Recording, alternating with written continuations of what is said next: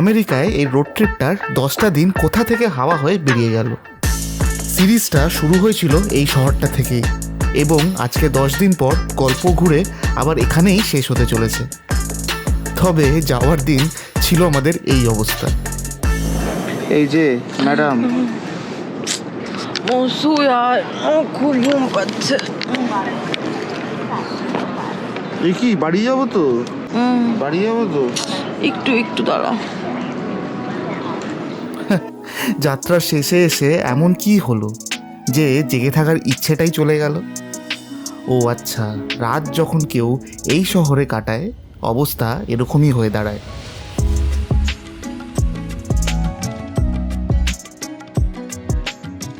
তবে দিনের বেলাটা কিন্তু এইভাবে শুরু হয়নি আমাদের। শুরু করেছিলাম একদম উল্টোভাবে, শান্ত পরিবেশ এবং প্রকৃতির মাঝখানে। তখনও জানতাম না যে রাতে এত হই হুল্লোড়ের মধ্যে দিয়ে কাটবে। আমেরিকায় এই রোড ট্রিপ সিরিজের অন্তিম দুটো গন্তব্য নতুন করে ইন্ট্রোডিউস বা পরিচয় দেওয়ার কোনো দরকার পড়বে না আপনাদের, সেটা এতক্ষণে হয়তো বুঝেও গেছেন। যেমন প্রথমবার দেখব প্রত্যেক ট্রাভেলারের bucket list destination world famous grand ক্যানিয়নকে, ঠিক তেমনই প্রথমবার অভিজ্ঞতা হবে লাস ভেগাসের মতন শহরে একটা রাত কাটাবার। কথাতেই হয়তো শুনেছেন, what happens in Vegas stays in Vegas. তাই আজকের গল্প আমরা শুরুই করব উল্টো।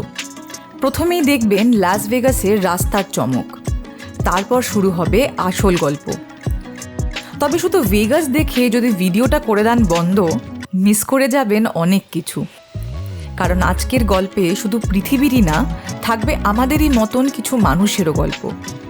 শুরু করছি তাহলে সিরিজের অন্তিম পর্ব, দ্য কনক্লুডিং এপিসোড।